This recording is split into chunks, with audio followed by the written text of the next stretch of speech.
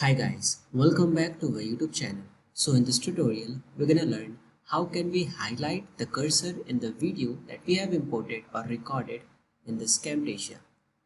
So to highlight the cursor, here's the cursor as you can see in this video.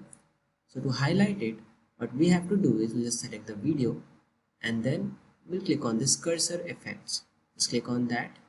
And now here you can see this in first option, that is highlight cursor or cursor highlight. Just click on that, select and drag and drop. Now you can see this cursor is being highlighted, and then what you have to do is you can change the color from here. You can select any color you want from here.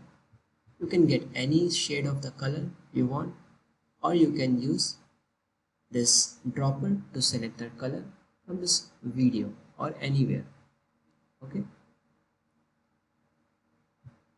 Now you can change the opacity from here. You can change the size. Get it? Now you can change the softness from here. Get it? So this way guys, you can highlight a cursor in Camtasia. Hope you like this video. Thank you.